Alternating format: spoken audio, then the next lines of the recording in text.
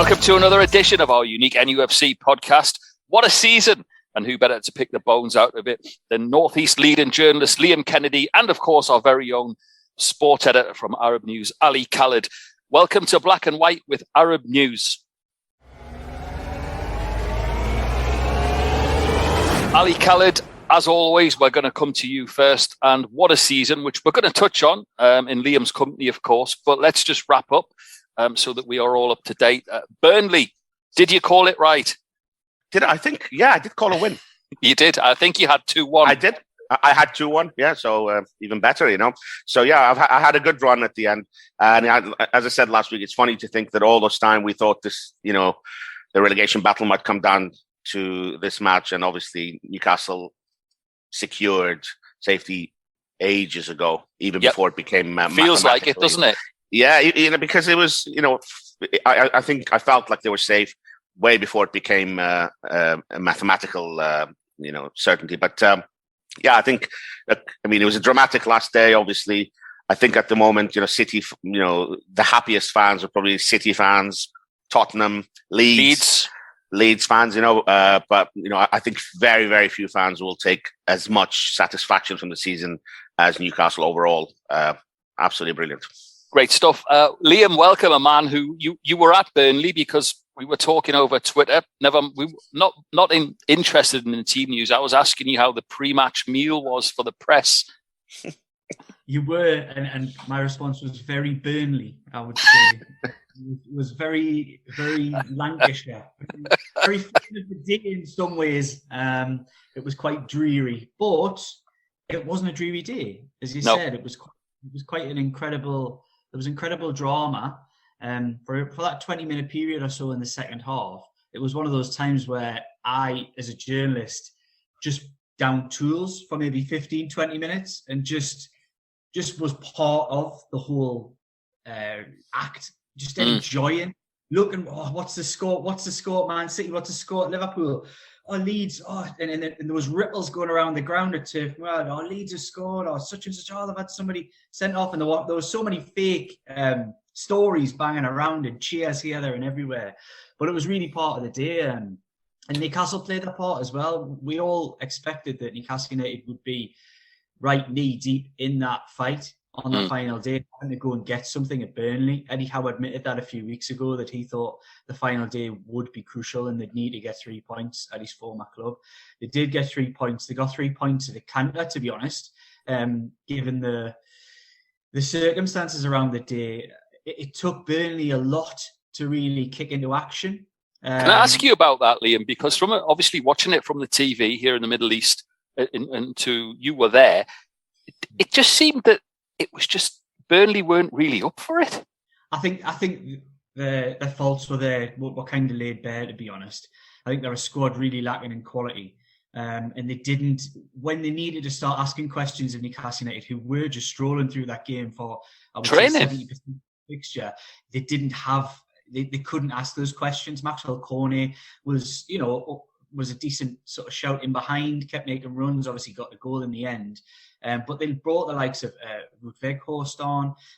Dwight McNeil was poor for a lad who was touted as one of the bright young hopes of English football maybe 12 months ago. Just looks like a lad really struggling in a really tough relegation battle. And Burnley didn't deserve anything out of the game. And I think there'll be few people will look at Burnley's relegation and feel it probably didn't, that their time hadn't come. It was time for Burnley. They've scraped out of so many relegation battles over the last 3 to 4 years and really struggled their way through Premier League football. They've never, for one season, maybe 2 seasons, they've never really played their part in the Premier League story. I think they've always been fighting that battle at the bottom. And I think there was a bit of an acceptance among the crowd. It was funny because with my Newcastle World colleague, Jordan Cronin, we walked along the concourses at half-time. And there wasn't, I'd imagine if walking, I've been there at St James's Park when things are tough and tense and it's on a knife edge. You don't walk around, people aren't laughing and carrying on. People aren't joking. And it is really, you can cut the atmosphere, you can cut it with a knife. It wasn't like that at Burnley. And I felt, to me, there was an air of acceptance. Yeah. Unbelievable. That's how it came over. Yeah, my personal opinion, I didn't see Leeds getting anything. I didn't see that Leeds team going and getting something. But wow, what a remarkable day it made for. I had them down for an away win. Ali? Yeah, no, I mean, I just want to touch on what Liam said just about the quality of Burnley. One of the things, the clubs at the bottom, we always talk about, they need to put a bit of a run of results together, Newcastle, when presented with that opportunity after their trip to Saudi Arabia, they came back and they had that amazing run, that obviously is what ultimately saved them, because it put them in a situation where the pressure was off so they could continue to improve. But that run of, whether it's 6 wins in 8 undefeated games, I think, Liam. So, and not at any time did Burnley do that. When presented with that opportunity, when Everton and Leeds really got sucked into it, Burnley had some easy games, or as they could have asked for. They had Norwich. I'm not sure they had Watford as well. And Norwich were finished at the end. And they lost to Norwich. They lost a lot of games that you would expect maybe a couple of years ago to really put up a fight. Really push. So it wasn't like they were playing like the toughest teams in the last 6 or 7 matches. But every time they were just get out, they just didn't have the quality to do it. And I think Liam nailed it. Really, it was probably just like with Villa and Sunderland before them, teams that sort of tend to hang on for a bit, and but you could just see it coming eventually. I think the time had come for Burnley. I think Liam's word acceptance was summed it up nicely. Okay, that's a Burnley wrap. So we're going to get into it because it is the end of the season. So why not do our own set of awards? And as I said, who better to have with us than Liam, a man who's watched them all season and is reporting to us at Arab News for that season as well. Absolutely brilliant. So I'll start with Liam because he is our guest. I'm going to ask you, Liam, who's your player of the season? And this one we probably maybe all have the same answer for. Yeah, I think it's probably the easiest question you're going to ask all day. I think Joe Linton, hands down, it's been a story of redemption, really. A lad written off by many, played largely out of position, even when played in position. Under the previous manager, Steve Bruce didn't really look like he could cut the mustard at Premier League level. Didn't look at the pace of the game, looked a little bit slow, cumbersome at times. Eddie Howe, and look, you can look at this as an Eddie Howe masterstroke, but in many ways, Joe Linton might have Kieran Clark to thank for the biggest moment of his professional career. That red card at the very start of the Norwich home game, the must-win Norwich home game, meant Eddie Howe had no choice but to pull Joe Linton from the left-hand side into a much deeper midfield role. And I was at St James's that day, and I remember seeing Joe Linton just, you could almost feel how much energy he was putting into that performance right in front of us, in front of the dugout. He was stretching and straining with his big muscular frame getting stuck in. It was actually quite incredible. It was like, wow, this guy's really got something here. And he just went from strength to strength in that midfield position with some proper coaching. And one thing I want to touch on is that he used to be on Twitter, Joe Linton. He's still on Instagram, but he used to be on Twitter, and he took a little bit of criticism from Newcastle United fans, much of it unfair, personal, and came away from that platform. This is a guy who came to the country basically during a lockdown, didn't speak the language, was under a really poor coach in Steve Bruce, under a football club which had no direction, and no idea about what it wanted to be for itself, a struggling team, and really just got stuck in and tried to make a name for himself, struggled, took a lot of criticism.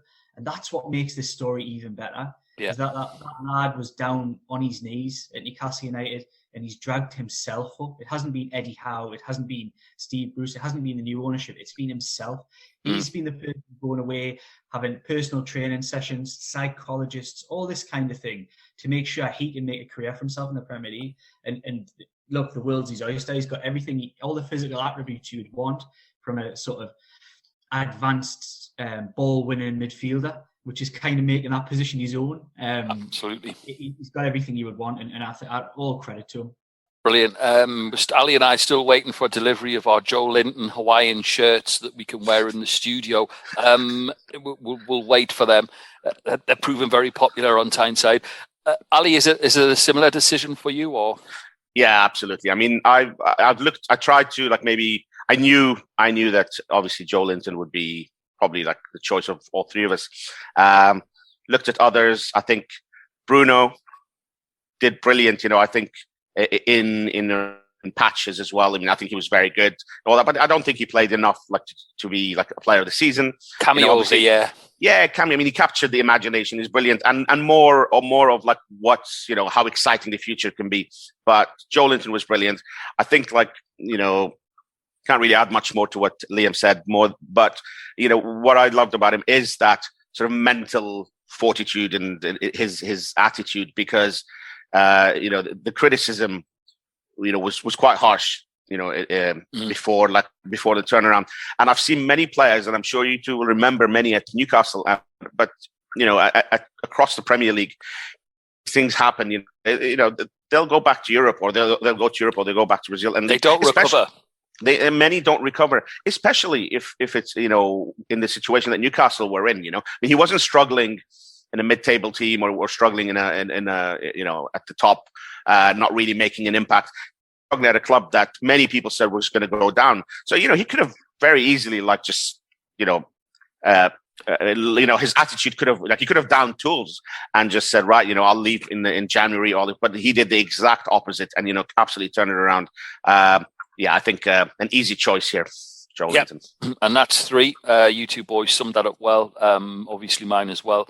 Brilliant. Just to add to that, I mean, to link such names as Yaya Toure and Patrick Vieira to his performances is tantamount to where the fans place him. So that's brilliant stuff. I'm going to go with, and I'm sort of, Ali suggested it just before we came on air, and it's a good point. I've got turning moment of the season, but it could be match of the season, either or. But Liam, is there a turning point? Because I know, and I want to make a point of it before you come to it. We could all possibly have the same one, but Ali has highlighted this, and he highlighted it pretty early on as well. So, is there a Liam Kennedy light bulb moment where you think, yeah, this is all right now? For me personally, I've told this story in here before. It was at Ellen Road when I was walking down after the game, and there was an elderly Leeds United fan. It was packed in. We couldn't really we're sort of all trying to get to the toilet at the same time, supporters and press, etc. And he turned to his sort of looked like his son and said, "Oh, it's all right. We'll still stay up and they'll still go down after we've beaten them 1-0." That always sticks with me as the moment when I heard him and thought, I wouldn't write us off yet. That was the day that I thought, you know what, it's going to be tough, but we've got a chance here. And I think it was really key before that trip to Saudi Arabia that they did get that win under their belts. And as Eddie Howe points out himself, that for him, that was the turning point of the season. The trip coming over to Saudi Arabia, being in the Middle East, bonding as a team, taking them out of the environment. One of the reasons he wanted to get them out of the environment so much was that the training ground, in his opinion, and most people's opinion, isn't up to scratch. Obviously, they're now working on that. It's going to change over the course of this year. But yeah, for me, it would be that John Joe Shelby goal.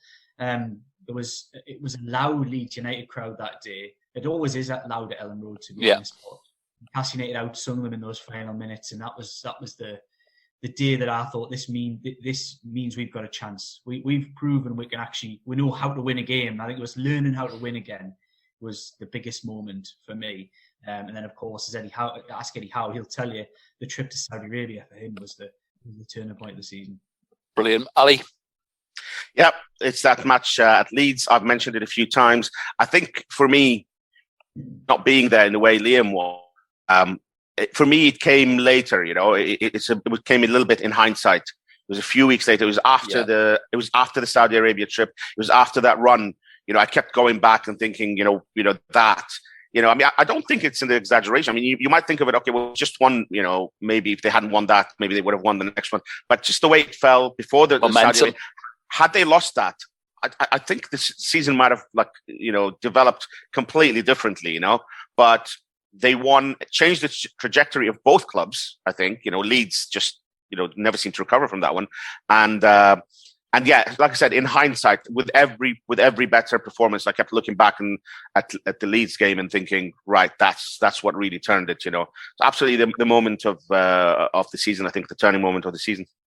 And I think it's what's really important, fellas, as well, is that how pivotal, and you've both mentioned it, that trip to Saudi Arabia, and Liam hinted at it, that it was getting them, it was a masterstroke, obviously for team building, but it was getting them out of that pressure, because Liam and I know it, even if you're at one end of it, doesn't matter which end of the table you're at, it's all consuming, whether it's title push, whether it's a cup run, whether it's relegation, it's all consuming in that city, and it's all anybody talks about, all anybody thinks about.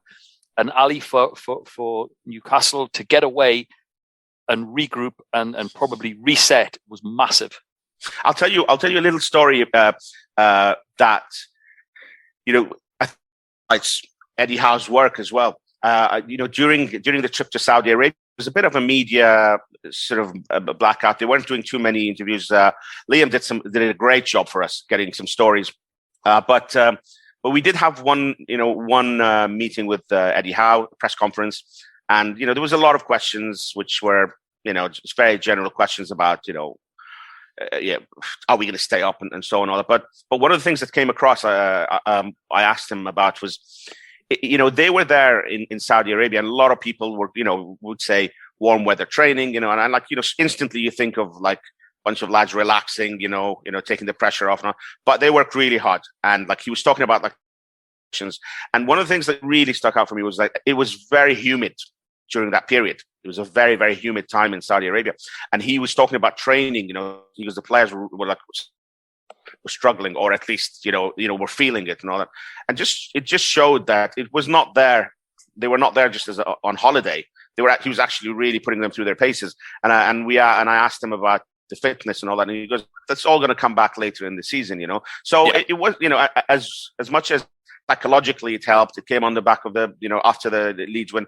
I think they put in a lot of work. They had a friendly at the end of that against Al Ittihad, which turned a little bit lively, shall we say? So yeah, they were not taking it easy. And Pete, you and I have seen clubs that come and take holidays in Dubai and like really let their hair down, shall we say? And that wasn't the case. I think in Newcastle's case, they trained a lot, and it showed the games after, and that moment when he's fitness and stamina, really stuck with me. What I admire about Liam, as well as being a Newcastle fan, is when it comes to being a journalist and a reporter about Newcastle, he's very sensible. Whereas I sort of lost the plot a little bit after the Villa and Everton games. I was like, that's it, we're done, we're safe. And if I'd have been interviewing Eddie, he probably would have asked me to leave the room. I was in no doubt after they'd beaten Everton and they'd beaten Aston Villa that it was done. It was in the bag. And I was proven right. Okay, moving on, Liam, to a bit more of a fun element. Have you got a goal of the season? Yeah, it was very close between a couple of goals, but I might surprise by going not for the goal that is up for the Premier League goal of the season. For me, purely from technique, having played a bit as a striker myself in my time, not at any kind of level, but I really, really admire the work that Callum Wilson does. Yeah. I think he's an incredible striker in and around the box. And there was a couple of goals that he scored that really stuck in my head. One was the one where he nicked it off the goalkeeper. I think it was against Burnley, and managed to smash it in through a crowd of bodies. But the one that stood out for me, I was down at Selhurst Steve Bruce was the manager earlier in the season, and it was the totally unexpected, out of the blue overhead kick that he produced that flew into the top corner. Brilliant. From where Newcastle United were dominated, absolutely taken to pieces by Crystal Palace from minute 1 to 90. In fact, it was Graham Jones was in charge at the time. It was that interim period before Eddie Howe went in, and Callum Wilson produced like I say, totally out of the blue, totally undeserved, incredible overhead kick that managed to get them a point on the road when they deserved absolutely nothing. So that for me was the goal of the season. Brilliant. Ali, is there a one that stands out for you? Yeah, since Liam's allowed me to have it, I'm not gonna miss. It's Bruno's goal, the back heel. Brilliant. I think just showed again his absolute skill and how good he is. Again, a glimpse of like sort of the new Newcastle, and what we can expect in the future. The difference between sort of the definition of like where are the goals going to come from to like scoring with like such a piece of skill. yeah, that's the one that sticks out for me. I've tried to think of others as well. You know, I mean, like that Callum Wilson one. I always remember that one as well. I remember Bruno scored the beautiful dink over the top of Tim Krul Yeah. in Norwich. It was Yeah. incredible. that was brilliant as well. Almiron as well, the one that Bruno played it over the top and Almiron put it in the top corner. From the angle. Yeah, from that. Mickey Van Basten. But I'll say one thing very quickly. I actually really, really enjoyed. Funnily enough, it turned out to be an own goal, but I really enjoyed that goal against Arsenal simply because of like the transition and like again, you know, it was the last game of the season. Crowd was amazing, and there was like a foul throw, I think, by Arsenal, and then when Newcastle, just how quickly the transition. Joe Linton goes down the left like a fantastic cross, and an incredible team goal. You know, ultimately it turned out to be Holding, I think, own goal, but I still like that goal because of just like the whole move and the speed of the move. You know, again, a glimpse into like what Newcastle can be. Any goal for me in the last minute is always special, but a Bruno header. So that one for me, I think as well, because it was never. They didn't give up from the moment. I mean, Matt Targett could have let that go, but he didn't, and it turned into an attack. And it's one of those great things at Gallagher, Liam, when you know there's a last minute goal, but it's the run down the flank, whipping the ball over, arriving late, seeing the ball bury in the back of the net. Great stuff. Okay, Ali's just hinted at it there, and he was talking about sort of future and Bruno and being the future. Liam, what have you got for us in the fact that everyone's going to have an opinion, everyone's going to have a list? We've already had 1 million players, and we've only been done a week. But what do you think realistically he will look to do? And there's a lot included in that, because obviously is there FFP? How does that affect us? In Liam Kennedy's mind, what do you think Eddie's master plan will be?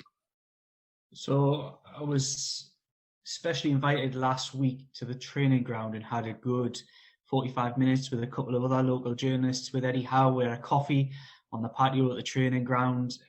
Lovely sunny day for once, and on Tyneside. And he kind of opened the door a little bit to his thinking.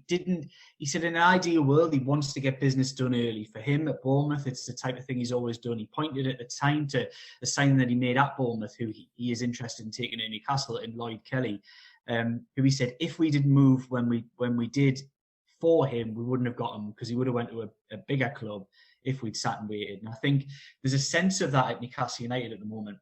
They have certain targets of the Bruno ilk, who they know if they hang on to the end of this window will probably end up at Champions League clubs now. And it's, can you get in early? Can you convince them enough of the project without European football to play this season that you can get them in and maybe overpay a little bit? That probably has to be a little bit of that, but they are being very strict within budget and what they want to spend, particularly, and I know this is a key thing, is wages. They're not going to blow the budget in terms of wages. For a squad balance is the key. What Eddie Howe, again, speaking to us, talked a little bit about the idea. If he comes in and gives somebody £200,000 a week, he knows he'll have 5 or 6 players knocking on the door straight away saying, right, well, where's my wage rise? And I think that's an issue. It's got to be quite organic. It's got to be gradual. It can't be just, Man City did it when they first got taken over. They almost planted into a mid-table squad 3 or 4 superstars, and it became quite imbalanced and maybe delayed their progress a little bit. There's an idea that this has got to be an upward trajectory and it's got to continue moving forward. He's keen to play down expectations ahead of next season and expectations in the transfer market, but I think that's quite natural. Having been in this game now for more than a decade and spoken to countless managers at all levels, one thing a football manager will never do is overpromise. Because they never want to be seen to fail. So, you know, that's Eddie Howe's target, I would imagine, is going to be to finish in the European mix next season, but he's not going to say that publicly. And just in case it doesn't happen, with regards to actual players, asked him about Paqueta, who's Bruno's international teammate with Brazil, plays for Lyon. He's got to be nailed on. He was playing football in Bruno's garden. Whoever got that photograph, by the way. You know what? We spoke to him the day after that, and he was very coy on the photograph of on Tyneside with the Newcastle top on. But it's hard to know because he was very dismissive of Paqueta, said he wasn't going to be a player that they were interested in at present. But at the moment, what I would say in defence of that is we don't really know. You get to know a manager when you've been in and around them for a couple of years. You know the way that the answer, the length of their quest, the length of their answers, whether how much they speak about a certain subject, whether they're bluffing or whether they're actually telling the truth. And we still don't really know Eddie Howe, which way it is. But he was very dismissive of the idea of signing Paqueta. But it's hard to imagine that there isn't some kind of interest. One that is right at the top of their list, and they've got a good relationship with Atletico Madrid, having just done the Q and Trippier deal, is Renan Lodi. They do want an attacking left back. Matt Targett has done a fantastic job. But Eddie Howe, I think, listening to him, probably would try and do that deal. And I think it's one that they've kind of agreed a fee on. It isn't a problem. Aston Villa want to let him go. But Targett is a southern lad who still has roots on the south coast of England. And it's a big difference coming to Tyneside for 6 months or committing for 3 years. And I think that's one thing that why a deal might not get done is that I think he wants to continue living down south. I think that's... In true Newcastle fan tradition, his missus got a bit of battering on the old social media when she dared suggested they were looking forward to going back down south. Mrs. Target to be got it. I just want to say, come to Ali, because interestingly, we had Steve Stone on last week, and he made a good point, Ali, didn't he? That he said you can't look at changing this team wholesale. He said that you're going to need a squad. Every team needs a squad. Look at Man City and these players that we have. Your Dubravkas, who may not be your first choice goalkeeper next season, your Matt Targets. They're great squad players if they can buy into that project. And Stoney had a good point, Ali. Yeah, no, absolutely. I mean, I think they will not be wholesale, but, if you remember, I kind of countered with Eddie Howe will also do what's best for the club, and he might have to, take a bit of emotion out of it. I mentioned Matt Target, who I think has been brilliant for Newcastle, but that, there could be other targets, say, where who are a little bit more fit for the system he wants to play. Someone who's a little bit more like as Liam mentioned, someone who's a little bit like an attacking left back. So just because Target was very, very consistent and really good in the loan period, Eddie Howe might still have someone else in mind. So I think there will be no wholesale changes. And obviously, again, they're going to be linked with so many players. And as you know, from every single transfer window, clubs get linked with. That's the top clubs or, clubs who have like a budget, they get linked with 50, 60, 70 players. And, you end up signing 3 or 4 at best, So it's almost like a pointless exercise, really worrying about the identity. But then, certain players will sort of emerge time and again, like Paqueta. Like I mentioned, Dominic Calvert-Lewin. I know a lot of people are, I saw a couple of Newcastle fans say they're not quite keen on him. But, I've heard his name mentioned a few times, and obviously, like Henderson's been mentioned as a goalkeeper, but anytime. That's why I said like Target would be a good signing anyway, because even if you sign really like a massive, like experienced international fullback, left back, you might, Target would be a good squad player as well. So yeah, I think they will strengthen down the spine, as Steve Stone said last week. But it will not be wholesale changes, as Liam mentioned earlier. I'm going to ask you both for Manager of the Year as we wrap up. But before we do that, Liam, I just wanted to get your take as a journalist on the Jack Grealish. I know he was celebrating. And of course, this is where the troubles of social media and being in the spotlight occur. Do we just brush over what he said about Miguel Almiron, or do you think the club Manchester City should acknowledge that and say that he shouldn't be speaking about a fellow pro? No, I don't think it should go that far, but I think it more shines a light on the player himself and the character. And when you see things like that, it only underlines the idea that I've always had, is that I don't think a character like Jack Grealish will ever fit in a Pep Guardiola system. I think he'll always struggle because he's unique in his own way, and I'll not get too critical. I'll just describe his personality. He's unique, but he's had problems. in the past on a number of different levels. And I think this just shines a light on the type of lad that he is. If you watch a lot of the other players in the squad, nobody is rolling around and being daft like he is. He's almost acting the silly drunk. That's the way that I took it. And everybody knows somebody like that. Everybody's been at parties who... Daft lad. Yeah, there's somebody like that. He's playing up to the idea that he's had a few too many beers. And I think he thinks he's big and he thinks he's clever. And it just isn't nice. It isn't nice to talk about a fellow professional like that. No. I don't think anything should happen about it personally, but it was quite unsavoury. Ali, I wanted to ask you on that note as well, because I have to say, when Grealish signed for Manchester City, on our sister show Over the Road on Hollywood Balls, one Kevin Campbell laughed me out of town because I said that I didn't think that Grealish would fit into the Manchester City system, i.e. slowing the play down, sort of, checking back, looking for the pass where they've come from.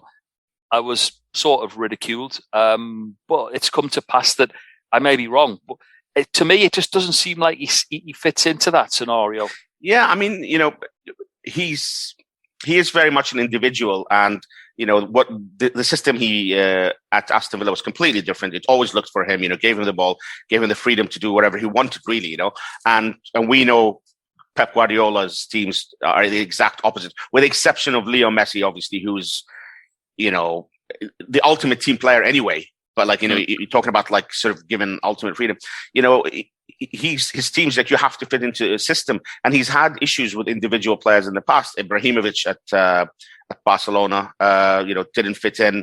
Maybe players with certain types of personalities who are quite individual, he didn't fit in, and others as well. And also, I mean, even at Manchester City, there's an example when Riyad Mahrez went from Leicester. I mean, Riyad Mahrez is a hardworking player and obviously a brilliant, skillful player.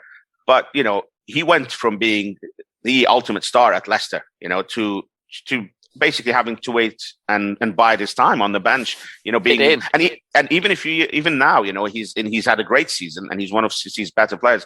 You can't say he's the star of the team or he drops in and out, And Grealish with 100 million, rightly or wrongly, everyone would have expecting, absolute fireworks, and he's gone nowhere near that, So, that's why I think those celebration at the end, while his teammates were a little bit more reserved, it allowed people to have a mature is the word you're looking for, AK. A little more mature because they've done it before. So, congratulations. He makes himself. To them. Yeah, no, absolutely. Congratulations to Manchester City, but I think. He makes it easy for people to have a go at him, shall we say? Absolutely. Okay, last up, Liam, and it's with black and white glasses. We're all sitting here, maybe apart from our dear editor Ali Khaled, but manager of the year, and I've seen lots of people say it should have been Eddie Howe, it should be Klopp, it should be Guardiola. So I mean, everyone's got their take on it. I was reading from a particular UK.